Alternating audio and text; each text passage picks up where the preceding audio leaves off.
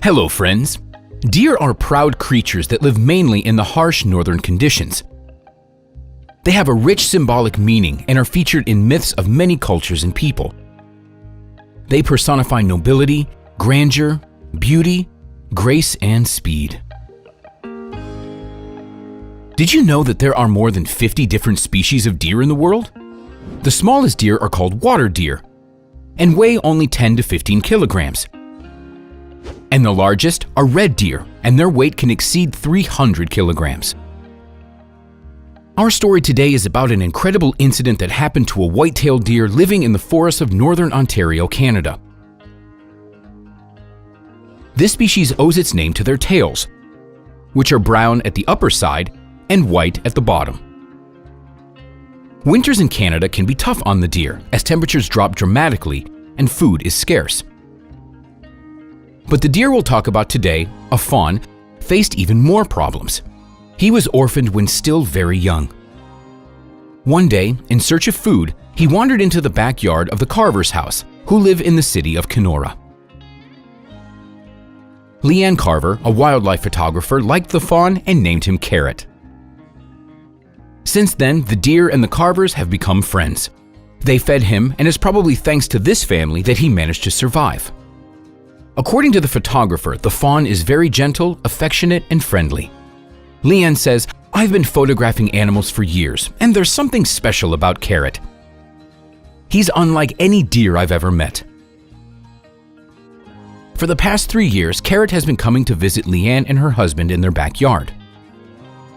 Recently, the woman was looking out the window and saw that Carrot came to visit them again.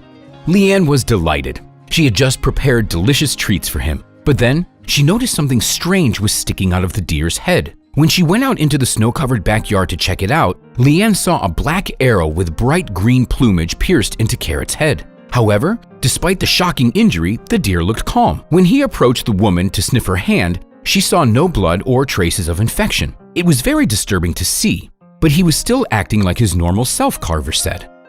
The thing is that several years ago, the city of Kenora adjusted its bylaws to allow discharging a crossbow within the urban areas. No deer is safe anymore.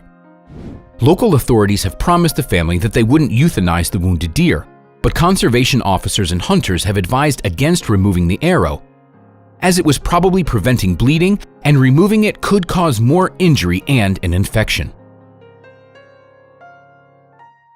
Carver wrote on her page, "It's really disturbing. I want to put my hand out there and grab it and say, 'There, I fixed you, Carrot,' but that's not possible." Since there is no vet who could take care of the large mammal in the area, Carrot's supporters were left with few options. Police officers and staff from the province's Ministry of Natural Resources arrived at the Carver's home, hoping to at least cut the arrow. After numerous attempts, they managed to tranquilize the deer and cut off the upper half of the arrow. The Carvers hope the deer won't get any worse because of this. They also hope that after the deer sheds his antlers, the wound would be completely healed and the arrow could be pulled out easily. But for now, Carrot is a very unusual deer. Just imagine an animal with an arrow in its head. It looks scary, but the deer's running around and it doesn't look like he's suffering.